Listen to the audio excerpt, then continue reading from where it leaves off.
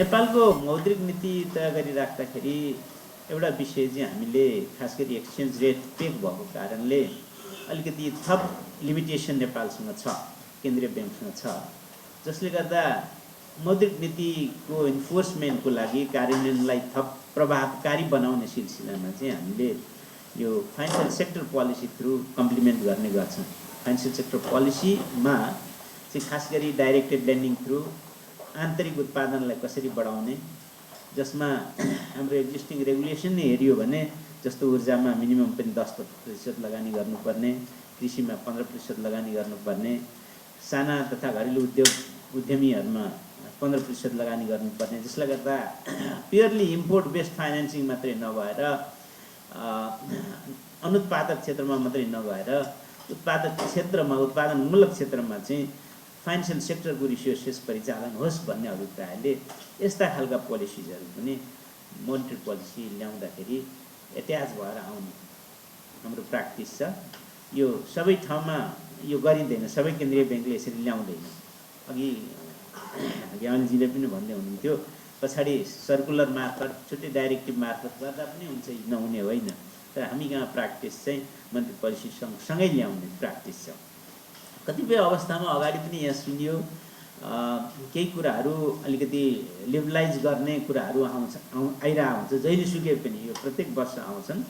अब त्यसमा चाहिँ हामीले ख्याल गर्नुपर्ने विशेष कुरा के रहन्छ त भन्दा जुन पोलिसीहरू एउटा नितान्त देशको आर्थिक सुधारको लागि, आर्थिक स्थायित्वको लागि, आन्तरिक उत्पादन र आन्तरिक रोजगारी बढाउनको लागि ल्याइएको छ, ती विभिन्न कारण र विभिन्न आर्गुमेन्टहरू दिएर त्यस्ता पोलिसीहरूलाई चाहिँ हामीले हटाउनु हुँदैन सहजताको नाममा। अहिले सहज छ, सबै कुरो पैसाको खाँचो छैन, लिक्विडिटी जति छ, महिनाको झन्डै 2.5 खर्ब रुपियाँ चाहिँ रेमिट्यान्स आइरहेको अवस्था छ भनेर हामीले ती पोलिसीहरू हटायौँ भने भोलि तिनलाई बााउन्स ब्याक गर्नलाई धेरै गाह्रो हुन्छ।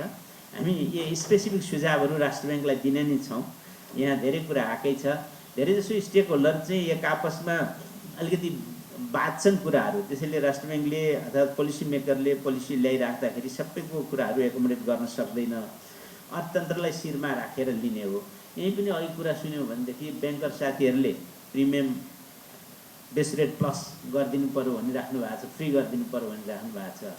उद्योग क्षेत्रको साथीहरूले के भनिराख्नु भएको छ भने 0.5% भन्दा बेसी दिनु भएन रिस्क बेस प्रिमियम भनिराख्नु भएको छ होइन। राष्ट्र ब्याङ्कले आन्तरिक र मेटेरियल प्रयोग हुने कृषि उद्योगको लागि बेस रेटमा 2% भन्दा बेसी लिनु हुँदैन भनेर अगाडि नै राखिसकेका छ प्रोभिजनहरू। यी कुराहरूमा चाहिँ हामीले कमसेकम कन्टिन्युटी दिन सक्यौँ भने भोलिको मोनिटरी पोलिसीको इन्फोर्समेन्टलाई सजिलो हुन्छ जस्तो लाग्छ। समग्र आर्थिक गतिविधि र चलायमानको विषय चाहिँ अलिकति अनौठो छ। अघि नरबहादुरजीले पनि इकोनोमिक प्याराडक्स भनिसक्नुभयो। हामीसँग यति धेरै ब्याङ्किङ सिस्टमभित्र रिसोर्स छ, यस्तो लिक्विडिटी छ, ब्याज दर यति तल झरिरहेछ र पनि कर्जाको माग घटिरहेको कारणहरू, त्यसभित्रका निश्चित कारणहरू छन् होइन। अगाडि कुनै समयमा एक्सेसिभ इन्डेप्टनेस भयो निजी क्षेत्रको होइन, त्यस्तै कुनै एरियामा सेचुरेसन भयो, कतिपय ठाउँमा अलिकति टेक्नोलोजिकल इन्टरभेन्सनले पनि असर पारेको छ, अनलाइन सपिङ होइन, अनलाइन सप्लाई आदि इत्यादिले धेरै कुराहरू छन्। तर त्यही आधारमा चाहिँ भइरहेको रुल्स रेगुलेसनहरूलाई हामीले कयौँ वर्ष लगाएर एउटा स्टेजमा पुगेका हुन्छौँ, एउटा स्ट्यान्डर्ड पालना गरेका हुन्छौँ होइन। यहाँ प्रसङ्ग निस्कन्छ एनपिए आदि इत्यादिको क्लासिफिकेसन कहिलेकाहीँ होइन। बिआइएसले लागू गरेको प्रिन्सिपल अथवा रुल्समा हामी पुग्नलाई होइन 20औं वर्ष लाग्यो। 2058 सालबाट सुरु गरेर बल्ल बल्ल त्यो स्टेजमा पुगेका छौँ र अहिले एक्सपेक्टेड क्रेडिट लस मोडल यो सालबाट लागू भएको छ होइन, क्रेडिट क्लासिफिकेसनको लागि होइन। अब हामी त्यहाँबाट फेरि ब्याक गयौँ भने फेरि त्यहाँ पुग्न गाह्रो हुन्छ। ब्याक किन हुँदैन त भन्दा सपोज यदि ब्याङ्कको प्रफिटको लागि हो भने अरू उपायहरू निस्कन सक्छ, अरू अप्सनहरू हुनसक्छ होइन। साउथ एसियामा समग्र ब्याङ्कहरू हेर्ने हो भने, ब्याङ्किङ सिस्टम फाइनेन्सियल सेक्टर हेर्ने हो भने नेपालको जति रबस्ट, नेपालको जस्तो सुरक्षित फाइनेन्सियल सेक्टर सायदै पाउनुहुन्छ यहाँ। जस्तो सुकै आरोह अवरोहमा पनि यहाँको सिस्टम साउन्ड रहेको छ।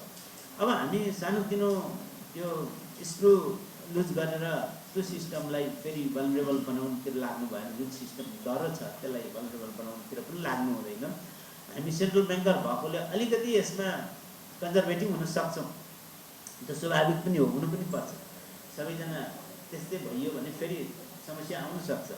यसर्थ म भनिरहेको छु कि हामी थप सुझावहरू त्यहाँ दिने नै छौँ। मेरो समितिलाई विनम्र निवेदन चाहिँ के भने नेपाल राष्ट्र ब्याङ्कलाई संसदले, सम्मानित संसदले, सम्मानित समितिले देशले एउटा अटोनोमस एन्टिटीको रूपमा डेभलप गरिरहेको छ। केन्द्रीय ब्याङ्क जति स्वायत्त भयो, जति स्वतन्त्र रूपले उसले आफ्नो म्यानेजमेन्ट गर्न सक्यो, त्यति अर्थ मन्त्रालयलाई सजिलो हुन्छ, त्यति अर्थतन्त्र बलियो हुन्छ, त्यति नै हाम्रो समग्र अर्थतन्त्रलाई सहयोग पुग्छ। त्यसकारण यहाँहरूले चाहिँ सुझावहरू पठाइराख्दा मेरो अनुरोध चाहिँ निर्देशनको रूपमा भन्दा पनि सुझाव गाइडलाइनको रूपमा पठाउनु होला। अगाडि पनि इन्ट्रेक्सन हुँदा त्यस्तै नै मैले भन्ने गर्थेँ। हजुरहरूले निर्देशन दिने हामीले पालना नगर्ने स्थिति नहोस्। सबभर गाइडलाइनको रूपमा गइदियो भनेदेखि सेन्ट्रल ब्याङ्कले त्यसलाई गर्न सक्ने कुरा उसले गरि नै हाल्छ। उसले पनि व्यापक कन्सल्टेसन गरिराखे हुन्छ। यति भन्दै मेरो सानो छोटो भनाइ चाहिँ म चाहन्छु। हस्त धन्यवाद।